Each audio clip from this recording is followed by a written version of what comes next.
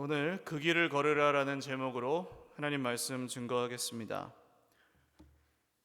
아직 꿈꾸는 것 같아요. 지난 금요일 전국의 평양냉면 집들은 손님으로 가득 찼습니다. 어떤 분들은 TV를 보면서 울기도 하시고 어떤 분들은 웃기도 하셨고, 아마도 그날 우리나라 국민이라면 가슴이 벅차지 않았던 분들은 없으실 겁니다. 우리의 가슴을 벅차게 한 건 북핵의 확실한 폐기 이런 확실한 그런 게 아니죠. 언제 가슴이 떨리셨어요? 언제 가슴이 벅차셨습니까? 하나의 사건, 하나의 이야기, 사람과 사람의 하나의 만남, 그 순간에 가슴이 아마 뛰셨을 겁니다. 사람과 사람이 만나는 건 작은 일 같지만 그것이 계속되다 보면, 그리고 의미 있게 만나다 보면 하나님은 그 가운데 이런 큰 이야기로 또 이끌어 가시기도 하고 많은 사람들의 마음을 움직이시기도 하는 것 같습니다. 뉴스에서 몇 번이고 되풀이해서 방영했던 장면이 있어요. 남측으로 넘어온 김정은 위원장에게 문 대통령님이 저는 언제쯤 저기 넘어갈 수 있을까요? 하시니까 그럼 지금 잠깐 넘어가자고 하면서 손을 붙잡고 그걸 넘어가시는데, 죽어도 넘을 수 없다고 생각했던 그 손을 잡고 함께 넘는 그 장면이 지금도 저는 이 얘기를 하면서 소름이 돋아요. 전율이 일어요. 그게 뭐라고? 그 한 걸음이. 그러니까 역시 만나지 않으면 알 수 없는 것이 있구나라는 걸 깨달을 수밖에 없었습니다. 물론 이 만남은 시작에 불과해요. 섣불리 낙관할 것도 없고 또 성급하게 기대할 필요도 없습니다. 그러나 정말 평화를 위한 첫걸음을 내디딘 것만 해도 새롭게 하나님께 감사할 일이고, 분명히 사람을 통해서 이루어지는 것 같지만 하나님이 하시는 일이 있는 줄로 믿습니다.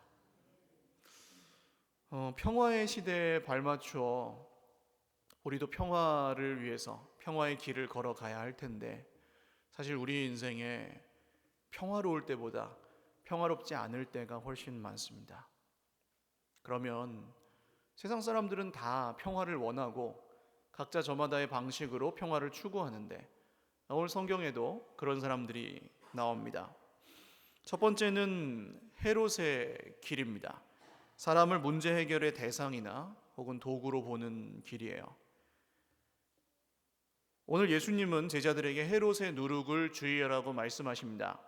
헤롯은 그 당시에 유대 왕국의 지도자였습니다. 이 사람은 아주 탁월한 정치 감각으로 이 탐욕스러운 로마인들과 또 고집스러운 유대인들 사이에서 잘 줄타기를 했습니다. 34년 동안이나 나라를 다스렸고, 지금도 헤롯을 부를 때 영어로는 헤롯 더 그레이트라고 불러요. 헤롯 대왕, 위대한 왕이다. 헤롯은 멋진 도시들을 건설했고 이스라엘 역사상 가장 화려한 성전을 지었습니다. 솔로몬 성전보다 더 웅장하게 지었습니다. 많은 문제를 해결했고 일시적이기는 했지만 이스라엘 유대 나라에 평화를 가져왔습니다. 그런데 왜 예수님은 헤롯의 누룩을 조심하라고 하실까요? 오늘 말씀은 아주 재미있는 상황에서 벌어진 사건입니다. 예수님과 제자들이 배를 타고 가고 있었는데 제자들이 빵을 가져오는 걸 잊어버렸습니다. 그러니까 지금 밥을 굶어야 되는 문제가 생겼죠. 그런데 예수님이 마침 헤롯의 누룩을 주의해라 그러시니까, 누룩은 빵을 만드는 데 쓰는 효모, 이스트를 말하죠. 부풀게 하는데, 제자들은 제 발이 저려서 우리가 빵을 안 갖고 온 걸 예수님이 어떻게 아시고 이 누룩에 대한 얘기를 하시는구나 한 거예요. 근데 예수님이 지금 빵이 있고 없어서 얘기하신 걸까요? 그렇지 않습니다. 방금 전만 해도 빵 7개와 물고기 2마리로 4,000명이 먹고 배를 탄 거거든요. 예수님은 오늘 어떤 길을 따를 것인가에 대한 얘기를 하십니다. 눈에 보이는 안정과 번영과 성공을 추구하는 헤롯의 길, 세상 나라의 길, 헤롯의 나라를 따를 것인가, 아니면 눈에 보이지는 않지만 진정한 평화와 소망이 있는 예수님의 길, 하나님의 나라를 따를 것인가, 이걸 묻고 계시는 겁니다, 제자들에게. 그런데 제자들이 가진 현실 문제는 무엇입니까? 지금 먹을 것이 없다는 거죠. 그 문제를 틀로 삼아서 예수님의 말씀을 듣습니다. 문제를 안경으로 끼고 예수님을 봅니다. 그러니까 제대로 들리지 않고 제대로 보이지 않습니다. 제자들은 이미 헤롯의 길을 어느 정도는 가고 있습니다. 빵이 없다는 문제가 제자들의 평화를 깨뜨리고 있었던 것이죠. 로마의 유명한 아우구스투스라는 황제는 헤롯과 좀 친했다고 하는데요. 이런 유명한 말을 했습니다. 나는 헤롯의 아들이 되느니 헤롯의 돼지가 되겠다. 그러니까 헤롯이 싫다는 거예요. 헤롯은 평화가 문제 해결에서 온다고 봤습니다. 문제를 해결하기 위해서 필요하면 대량 학살도 서슴지 않았습니다. 예수님이 태어나셨을 때 어떻게 했죠? 베들레헴으로 사람을 보내서 2살 아래의 아이들 다 죽이라고, 사내 아이들을. 왜 그렇습니까? 자기의 왕권이 위협받을까 봐. 그 유대인의 왕이 태어났다고 하니까 다 죽여라. 헤롯은 자기가 죽으면 자기 아내가, 왕비가 다른 남자랑 결혼할까 봐 그게 두려워서 어디 여행을 갔다가 혹시 자기가 잘못되면 자기 아내를 죽이라는 밀명을 부하들에게 늘 내리고 떠났다고 합니다. 무섭죠. 그리고 결국 아내가 바람을 피웠다는 의혹을 품고 왕비를 죽입니다. 세상에서는 이것도 사랑이라고 부를지 모르겠지만 소유하고 집착하는 사랑이죠. 지배하는. 이 나라의 평화와 왕가의 안녕과 왕권의 유지를 위해서 자기 삼촌도 죽였고 장모도 죽였고 3명의 아들들도 자기 손으로 죽였습니다.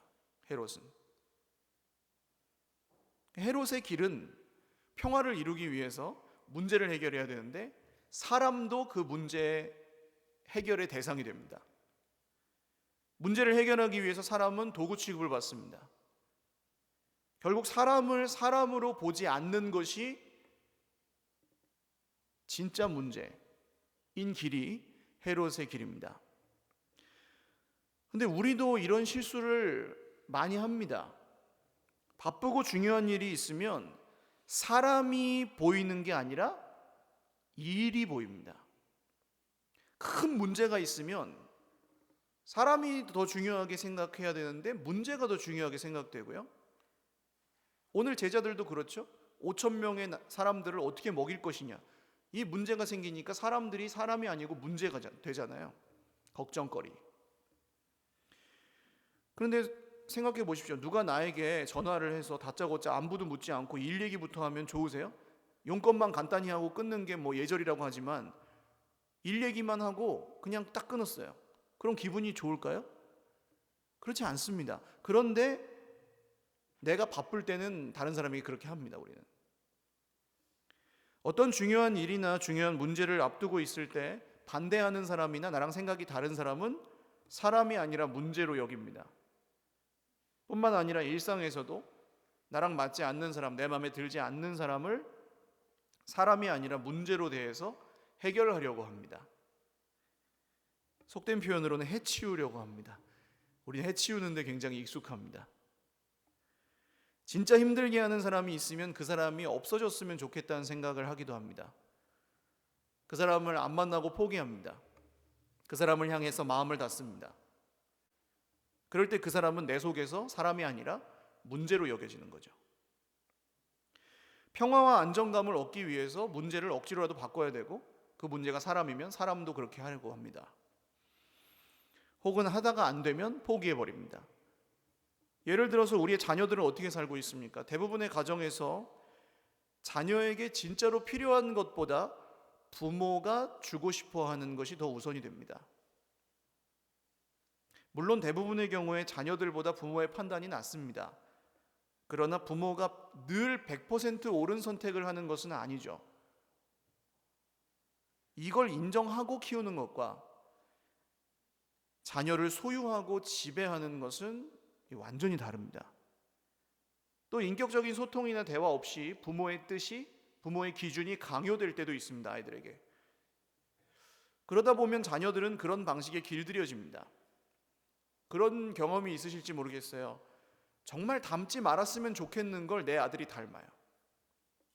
나에게 있는 안 좋은 걸. 정말 내가 그렇게 그것만은 좀 안 닮았으면 좋겠는 그런 걸 내 딸이 닮아요. 그 이유는 보고 배운 거죠. 자연스럽게 자기도 다른 사람을 대할 때 그렇게 대하는 겁니다. 학교에서도 마찬가지죠. 지금은 많이 좋아졌다고 하지만 저 어렸을 때만 해도 시험을 보고 나면 무슨 시험이든 벽에다가 붙였습니다. 1등부터 꼴등까지. 그러면 애들은 그 다음부터 이름이 없어요. 1등, 꼴등. 저 학교 다닐 때 많은 선생님들이 아이들 이름으로 부르지 않았습니다. 1번 일어나, 14번 일어나, 뭐 이렇게 했어요. 1등 일어나, 꼴등 일어나. 학교에서는 공부를 잘해서 학교의 위상을 떨치고 좋은 대학에 가는 아이들을 우대합니다. 그렇지 않은 아이들은 그냥 공부를 좀 덜 잘할 뿐인데 문제야 취급합니다. 똑같이 잘못을 해도 1등은 안 맞고 꼴등은 맞습니다. 우리 아이들은 그런 걸 당연하게 여기는 문화에서 자라고 또 부모님들도 그걸 당연하게 여깁니다. 사람이 아니라 등수, 석차, 실력으로 봅니다. 결과가 중요해지니까 과정은 어쨌든 상관이 별로 없죠. 그래서 사실은 사교육을 과도하게 하는 건 반칙이잖아요.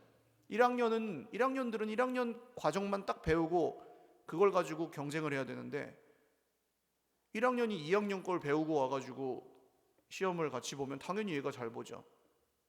반칙입니다. 수많은 아이들이 자기 의사와 상관없이 그래서 학원을 가야 됩니다. 요새 지금도. 그러지 않으면 문제아라고, 뒤떨어지는 아이라고 낙인 찍혀버립니다. 이러다 보니까 아이들이 말을 잃었습니다. 소소한 이야기, 삶의 재밌는 것들은 점점 실종되고 학원을 가지 않으면 친구를 사귈 수 없는 시대에 우리의 자녀들은 살고 있습니다.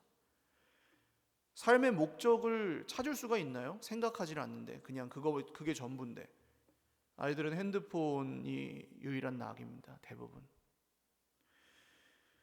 교회는 어떻습니까? 많은 분들이 죄의식을 가지고 교회를 나옵니다.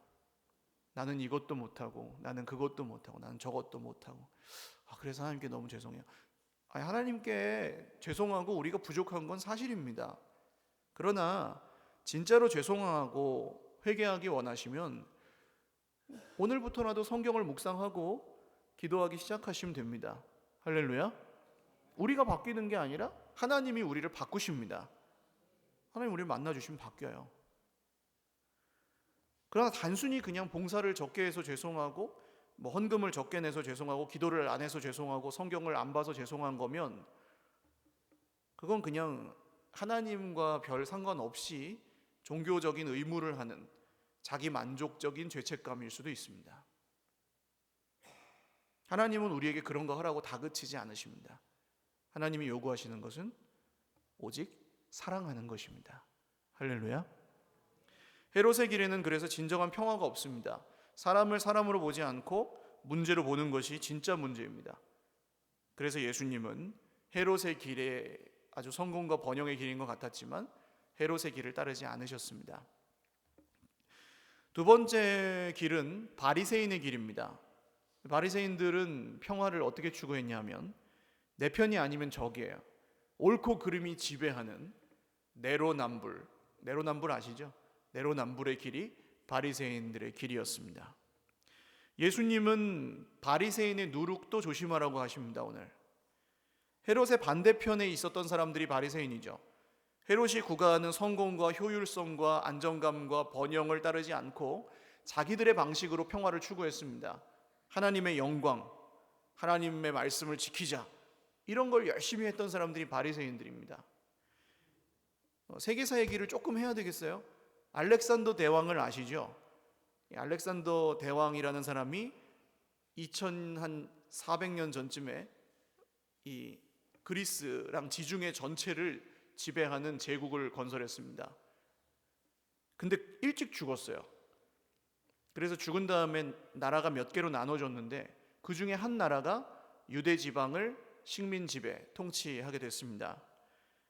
이게 이제 기원전 한 200년쯤 얘기입니다.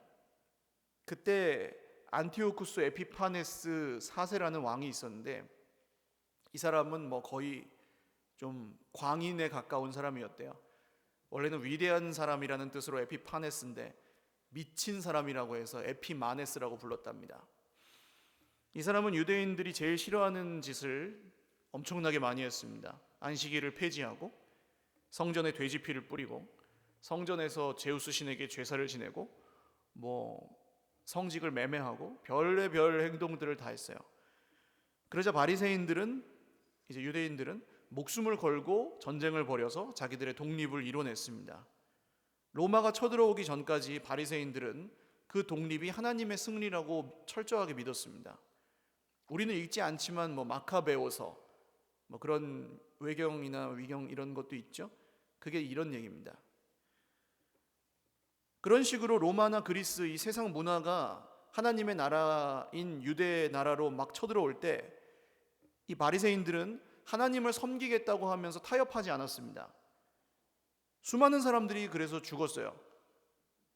그러나 결코 굽히지 않았습니다. 하나님께 엄청나게 충성스러운 사람들이 바리새인들이었습니다. 이 바리새인들은 계속해서 그 세상의 공격에 저항하고 하나님의 영광을 추구하기 위해서 율법을 잘 지키고자 했습니다. 그리고 율법을 잘 지키기 위해서 또 다른 율법들을 계속 만들어냈습니다. 율법을 잘 지키기 위한 또 다른 율법, 전통 그런 것들이요. 그걸 지키기 위해서 자기 목숨을 바치고 또 다른 사람의 목숨을 빼앗고 미워하기도 했습니다. 처음 목적은 선했을지 몰라도 이 과정에서 사람들이, 바리새인들은 변질되었습니다. 전통과 형식이 하나님이 되었습니다. 물론 자기들은 그렇게 생각하지 않았죠. 그리고 다른 사람들의 어떤 작은 이 태도나 실수 이런 거에 과도하게 집착하고 그것을 막 교정하려고 하는, 가르치려고 하는 편협한 사람들이 되었습니다. 좀 너무 설명을 길게 했어요. 여러분 새우나 게나 가재 뭐 이런 거 좋아하십니까? 바닷가재. 저는 굉장히 좋아하는데요. 새우나 게나 가재 이런 걸 드셔보시면 뼈가 있습니까? 뼈가 없습니다. 온몸에 뼈가 밖에 있죠. 그 갑각류라고 부릅니다. 바리새인들은 갑각류였습니다. 뼈대가 있어요. 근데 다 속에 있지 않고 몸 밖에 있어요. 겉으로만 뼈대가 있는 겁니다. 유진 피터슨이라는 목사님이 쓰신 오늘 설교 제목과 동명의 책이 있어요. 그 길 걸으라 라는 책에 이런 내용이 나옵니다. 어떤 사람이 큰 창문을 열심히 닦습니다. 뭐 미국에 가면은 지평선이 보이는 동네도 있대요. 창문으로. 그래서 어떤 부자는 그 지평선에 아무것도 못 짓도록 그 땅을 다 사버리는 부자도 있다고 합니다. 뭐 우리한테는 꿈 같은 얘기죠. 우린 그런 땅도 없고 그런 돈도 없고. 그래서 그 사람이 이제 창문을 열심히 닦습니다. 왜냐하면 그 경치를 봐야 되니까. 그 돈 주고 살 수 없는 그 멋진 석양과 그 멋진 지평선의 웅장함과 그 멀리에 있는 산맥과 이런 것들을 보고 싶으니까, 잘 보고 싶으니까 창문을 열심히 닦았습니다. 새똥이 떨어지면 닦고 손자국이 생기면 또 닦고 막 닦아가지고 그 창문이 미국에서 가장 깨끗한 창문이 됐습니다. 그러나 어느새 그 사람은 경치는 전혀 보지 않고 창문만 보고 있었다는 거죠. 그게 바리새인입니다. 비교를 더해보면 헤롯은 창문에 뭐가 묻으면 깨트리는 사람입니다. 박살내고 그냥 보겠다는 사람이고, 바리새인은 계속 창문만 닦고 창문만 보는 사람입니다. 이렇게 되면 그 사람은 불편한 사람이 됩니다. 바리새인은 불편한 사람이에요. 불편한 사람 아십니까? 예를 너무 깊이 들 필요가 없을 것 같아요. 이게 그 사람을 만나면 편안하지가 않아요. 주변에 아마 그런 분들이 있으실 겁니다. 세상에도. 힘들어요. 피곤해요. 어떻게 보면 헤롯보다 바리새인이 더 피곤해요. 힘들어요.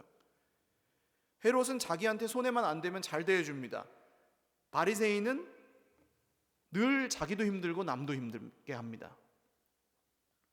헤롯에게는 하나님이 없고 바리새인에게는 하나님이 있는데도 바리새인이 더 힘들어요. 뭐가 옳은지 그른지 막 하나하나 집착하고 따집니다. 그런 방식으로 자기의 평화를 이루려고 합니다. 거기에 더해서 그게 하나님의 뜻이라고 철저하게 믿습니다.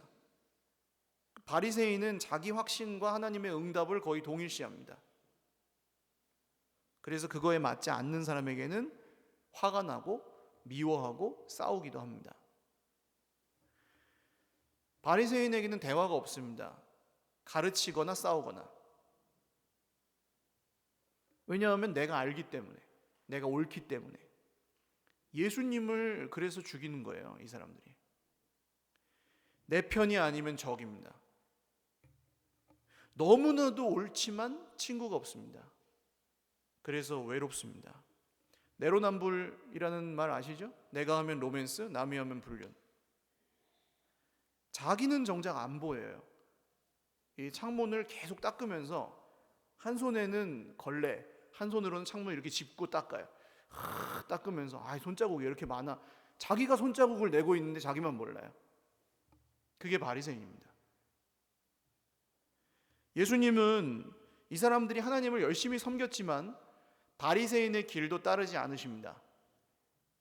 바리새인의 길은 너무나 옳은 길이었지만 거기에는 생명도 없고 평화도 없었기 때문이죠. 우리가 따라야 될 길은 제3의 길입니다. 예수님의 길이에요. 세 번째 길은 예수님의 길입니다. 하나님의 가족으로 더불어 함께 살아가는 길입니다. 만약에 예수님이 헤롯의 길을 따르셨다면 교회를 세우지 않고 제국을 세우셨을 겁니다. 국가나 조직을 세우셨을 겁니다. 이 길은 어느 정도 성공이 보장되어 있습니다. 로마에서 기독교를 국교로 정했을 때 어느 정도 그게 됐어요. 영원하지는 않았지만. 로마 황제의 아들로 예수님이 태어나셔서 별로 애를 쓰지 않으셔도 그러면 다 왕으로 섬깁니다. 예수님이 왕이 되시는 것만 목적이라면. 소위 말해서 금수저로 태어나서 갑질을 열심히 하면은 예수님이 왕인 나라가 만들어지긴 합니다. 그게 헤롯의 길이죠. 그런데 예수님은 정반대의 선택을 하셨습니다. 가난한 목수의 아들로 마국간에서 아무도 알아주지 않는 곳에서 태어나셨습니다. 소년 가장이셨습니다. 형편이 별로 좋지 않으셨습니다. 환영받지 않고 거절당하는 길을 가셨습니다. 타협하지 않으셨습니다. 하나님의 아들이니까 갑이에요, 을이에요? 어려운가요? 여러분, 하나님의 아들이면 갑이에요, 을이에요? 갑 중에 갑이죠. 갑 오브 갑입니다. 근데 예수님은 갑질을 하신 적이 없습니다. 늘 을이셨습니다. 당하셨어요. 끝까지 당하시고 결국 죽으셨습니다. 그래서 세상 사람들은 다 실패했다고 했습니다. 예수님이. 만약에 예수님이 바리새인의 길을 따르셨다면 교회가 아니라 학교나 법원 같은 걸 세우셨을 겁니다. 그래서 계속 가르쳤겠죠. 예수님은 바리새인 중에 바리새인이 되실 수 있는 분입니다. 왜냐하면 죄를 안 지으시니까. 거만하게 막 위에서 내려다보면서 가르치고 막 모든 사람을 숨막히게 만들 수 있는 완벽한 의로움을 가진 분이 예수님입니다. 근데 예수님은 어떻게 하셨죠? 사람들이 손가락질하는 세리와 창기들과 지내셨습니다. 늘 어울려 식사하셨습니다. 사람들이 다 손가락질했습니다. 저런 더러운 사람들을 왜 만나냐고. 그래도 계속 만나셨습니다. 도덕적인 사람들은 예수님을 별로 좋아하지 않았습니다. 바리새인들이요. 제자들은 어떻습니까? 상당수는 교육을 받지 못한 사람들이었고, 그리고 무장 독립운동을 하는 과격한 사람도 있었고, 친일을 하는 세리, 로마의 세금을 걷어서 바치고 자기가 착복했던 세리 출신도 있었습니다. 그러니까 맨날 싸우죠, 이 사람들. 자기들끼리 다투는 게 일이었습니다. 제자들은 어떻게 하면 예수님이 왕이 되실 때 한 자리 할 수 있을까? 이게 초미의 관심사였습니다. 헤롯의 길이죠. 또 제자들은 제자가 아닌 사람들이 예수님의 이름으로 기적을 행하면 못마땅해 했습니다. 못하게 했습니다. 바리새인의 길이죠. 그런데 예수님은 헤롯의 길과 바리새인의 길에 있는 사람들을 부르셔서 제자로 삼으시고 제자보다 더 가까운 가족으로 삼아 주셨습니다.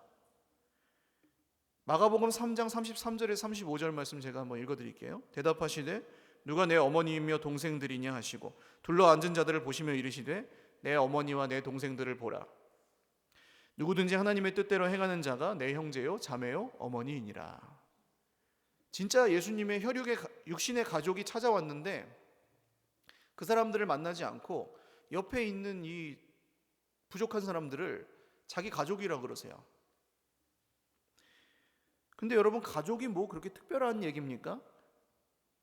뭐 지금은 1인 가구 혼자 사시는 분들도 계시지만 부모님이 없이 태어난 사람은 없잖아요, 이 세상에. 그러니까 원래는 가족이 다 있죠. 형제 자매가 있기도 하고 또 결혼을 하지 않는 분도 있지만 결혼을 하시면 뭐 대부분 가족이 또 새롭게 생기고요. 그러니까 가족이라는 건 그렇게 특별한 얘기가 아닙니다. 어디에나 있는 흔한 게 가족입니다. 근데 예수님이 이 땅에 평화를 이루고자 하시는 방법은 가족을 만드시는 거였습니다. 거창한 방법이 아니었어요. 세상에 여러 사람들이 여러 방법으로 평화를 이루려고 합니다. 근데 잘 안 됩니다. 어디선가 또다시 편이 갈라지고 다툼이 생깁니다. 심지어 악한 의도를 가진 사람이 없어도 평화가 없을 수 있습니다. 아무도 잘못한 사람이 없는데 싸움은 있습니다. 그런 게 이 세상이잖아요. 가족은 많지만 누구나 가족이 있지만 진짜 가족이 되기는 어렵습니다. 거기서 이 세상에 온갖 문제들이 나오죠. 이 땅에 수많은 가족들이 지금도 고통하고 있습니다. 피를 나눈 형제 자매들이 서로 막 다툽니다. 돈 때문에. 그렇게 되면은 내 형제가 아니라 문제예요. 형제가 문제가 됩니다. 안 봅니다. 사람을 사람으로 여기지 않고 문제로 여기는 헤롯의 길이죠. 자기를 낳아준 부모님을 짐처럼 생각하고 막 서로에게 떠넘깁니다. 물론 현실적으로 어렵지만 그 미안해하거나 또 그런 마음을 갖지 않는 경우도 많습니다. 부모는 자녀를 소유물로 여겨서 막 지배하려고 합니다. 그리고 자녀는 나중에 부모에게 복수합니다. 복수하려고 하는 게 아니에요. 그냥 그게 돌아옵니다. 나중에 부모에게. 이렇게 깨어져 있는 가족들이 대부분인 세상에서 예수님은 새로운 가족을 만드셨습니다. 하나님의 가족입니다. 여러분, 통일에 대한 얘기로 오늘 시작했었는데 통일을 너무 막 거창하게 생각하면 이거는 막 이념, 정치 막 이런 얘기가 되고요. 그냥 TV를 보실 때 그런 분들 계시더라고요. 실향민들, 또 비전향 장기수 간첩으로 넘어오셨다가 여기서 전향하지 않고 나 북으로 돌려보내주세요 하고 계시는 분들. 그분들은 어제 TV를 보면서 다른 걸 생각을 하나도 안 합니다. 내 동생 살아있다면 한번 만나고 싶다. 내 고향 땅 죽기 전에 한 번이라도 가봤으면 좋겠다. 그거 뭐 갔다 온다고 뭐 별일이 있습니까? 가서 계속 같이 살 수 있는 것도 아니고 대부분. 근데도 가고 싶은 거예요. 가족이니까. 고향이니까. 통일을 거창하게 생각하면 되게 큰 건데 그런 한 사람의 얘기로 생각하면 이건 해야 되는 거잖아요. 일단 열려야 되는 거잖아요. 가보셔야 되는 거잖아요. 그분들이. 가족을 만나셔야 되는 거잖아요. 무덤 앞에 가서 한이라도 풀어야 되는 얘기잖아요. 그러니까 거창한 얘기가 아니라 우리 한 사람 한 사람의 이야기가 될 수 있는 겁니다. 가족을 만드는 건 어렵습니다. 가족이 되는 건 굉장히 어렵고 피를 나눈 형제 자매도 가족이기가 어려운데 우리처럼 이렇게 전혀 다른 환경과 성격과 이런 걸 가지고 있는 우리가 모여서 가족을 이루는 건 불가능해 보입니다. 근데 예수님은 십자가에서 가족을 만드셨습니다. 예수님이 십자가에서 하신 일은 가족을 만드신 거예요. 요한복음에 보시면 예수님이 십자가에서 하신 7마디 말씀 중에 2마디가 자기 육신의 어머니였던 마리아에게 하려 하십니다. 십자가 밑에까지 따라와 있는 어머니, 아들의 사형을 지켜보아야 하는 어머니의 아픈 마음을 아시고 그 옆에 있는 사랑하시는 제자 요한에게 어머니를 부탁합니다. 앞으로 네 어머니로 모셔라. 어머니에게는 어머니, 이제부터 얘가 아들입니다. 그렇게 맺어주십니다. 십자가 위에서 피 흘려 죽으시면서 하신 일이 그겁니다. 가족이 아니던 사람들을 가족으로 만드십니다. 십자가에서. 그래서 오늘 여러분, 헤롯의 길은 어때요? 헤롯의 길에는 늘 위아래가 있습니다. 지배와 피지배가 있습니다. 가정에도 그런 게 있어요. 헤롯의 길을 따르는 가정에는 누군가 주도권을 가지고 있어요. 바리새인의 길에는 늘 주인과 객이 있습니다. 네 편과 내 편이 있습니다. 옳고 그름에 따라서 그걸 가르니까요. 헤롯의 길을 가지고 교회를 세우면 교회는 그냥 어떤 왕국이 됩니다. 제가 제일 조심해야 되겠죠. 바리새인의 길을 가지고 교회를 세우면 숨도 못 쉽니다. 모두. 그리고 다 손님입니다. 주인이라고 여기는 사람 아무도 없습니다. 그러나 예수님의 길은 가족이 있습니다. 옆에 계신 분들 한번 보실까요? 이분들이 육신의 부모가 달라도 이제는 가족이라는 거예요. 할렐루야. 그 길을 걸으십시오. 내가 너희를 사랑하는 것 같이 너희도 서로 사랑하라. 그러면 모든 사람이 너희가 내 제자인 줄 알리라. 예수님은 십자가에서 가족을 만드셨습니다. 가족이 되는 거 쉽지 않아요. 우리도 똑같이 십자가를 지고 가야만 그 평화의 길을 갈 수가 있습니다. 그래서 어떤 분들은 교회를 포기합니다. 너무 힘들다고. 예수는 믿겠는데 가족이 되기는 싫다고. 근데 아주 재밌게도 예수님은 억지로 십자가 지라고 하신 적 한 번도 없습니다. 당신도 억지로 십자가를 지시지 않았습니다. 예수님이 십자가를 지신 유일한 이유는 사랑하기 때문이었습니다. 그래서 우리도 예수님의 길로 평화를 이루실 거면 예수님처럼 하시면 된다는 거예요. 할렐루야. 가정이든 직장이든 교회든 나라와 민족이든 여러분, 예수님의 길에 가족이 되는 것에 참된 평화가 있는 줄 믿으시기를 바랍니다. 오늘 우리 가운데 있는, 우리의 삶 가운데 있는, 우리의 관계 속에 있는 모든 막힌 담이 우리의 평화이신 예수 그리스도의 이름으로 허물어지시기를 주님의 이름으로 축원합니다. 같이 찬양 한 곡 드리고 기도하겠습니다. 아까 드렸던 찬양입니다. 주는 평화.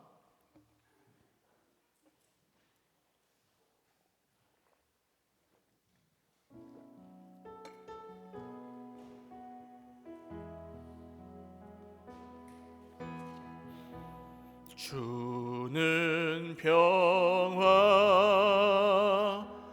막힌 담을 모두 허셨네. 주는 평화, 우리의 평화. 주는 평화, 주는 평화 막힌 담을 모두 허셨네. 주는 평화 우리의 평화 염려 다 맡기라 주가 돌보시니 주는 평화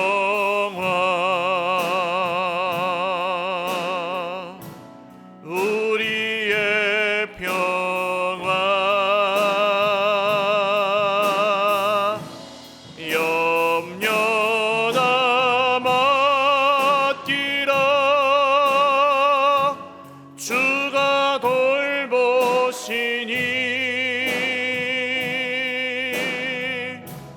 주는 평화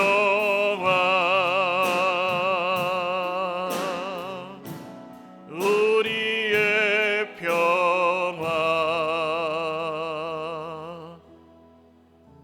오늘 세 가지 기도의 제목으로 같이 기도하기 원합니다. 첫 번째는 나라와 민족을 위한 기도입니다.